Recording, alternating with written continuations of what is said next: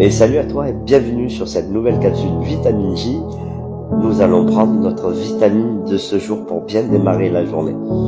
Alors, bien souvent dans les assemblées ou même parmi les chrétiens, j'ai remarqué que beaucoup ont gardé des anciens logiciels.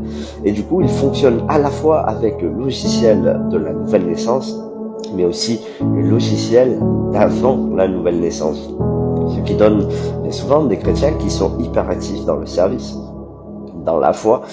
Et quand on pose un peu certaines questions et qu'on prend le temps de creuser, on se rend compte qu'à cause de ces anciens logiciels, ils font tout cela parce qu'ils veulent s'attirer les grâces de Dieu, ils veulent s'assurer de bien servir parce qu'il n'y a pas vraiment la paix dans le cœur, mais il y a de la peur du jugement de Dieu, la peur du regard de Dieu. Pourquoi? Parce que nous fonctionnons encore avec notre compréhension passée et un petit peu de religiosité, ce qui donne des activistes chrétiens et non plus des disciples accomplis.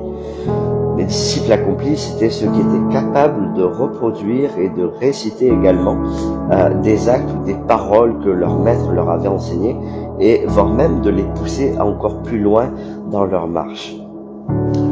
Jacques lui dira: lorsque j'ai la capacité de faire le bien et que je ne le fais pas, c'est là que je commets un péché.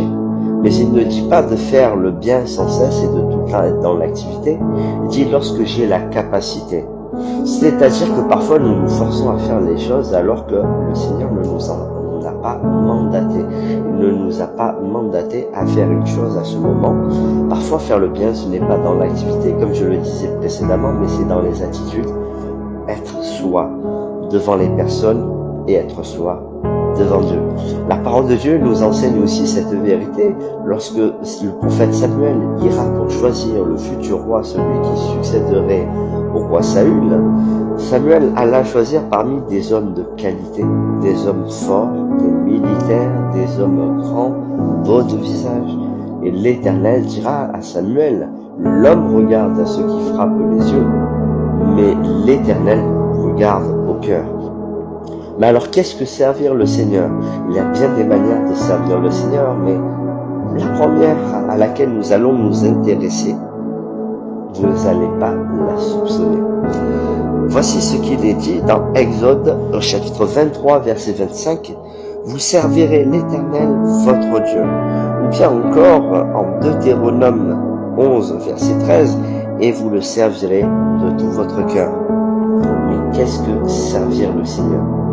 Alors en réalité, dans la source juive, dans la source hébraïque, servir et servir de tout notre cœur n'est pas d'aller faire des actions, des activités, mais le premier service, en tout cas celui qu'on fait à l'Éternel, celui qui est de tout notre cœur, c'est de prier. Ainsi, la tefila en hébreu change et se transforme petit à petit en avoda shevalev. Avoda shevalev, qui veut dire le service du cœur ou le travail du cœur. Voici comment on appelle la prière, entre autres avec tefila et bien d'autres termes. Avoda shevalev veut dire prière, mais dans le sens profond, il veut dire servir le Seigneur avec le cœur, travailler avec le cœur. Si lorsque tu travailles, tu le fais parce qu'il faut, si lorsque tu sers, tu le fais parce qu'il faut, alors arrête-toi, parce que le service que tu as n'est pas le bon. L'Éternel dira plus loin dans le Tanakh, dans l'Ancien Testament, ce peuple fait des sacrifices, il fait tout un tas de choses, mais il me renie de son cœur. Ce que le Seigneur veut, c'est que tu l'honores de tes lèvres, que tu l'honores de ton cœur. Ainsi tu démarreras ta journée avec un service du cœur favorable. Car c'est là ce que le Seigneur recherche de son peuple, un peuple qu'il adore en esprit et en vérité. La prière est le plus beau des services que tu puisses rendre. Pourquoi?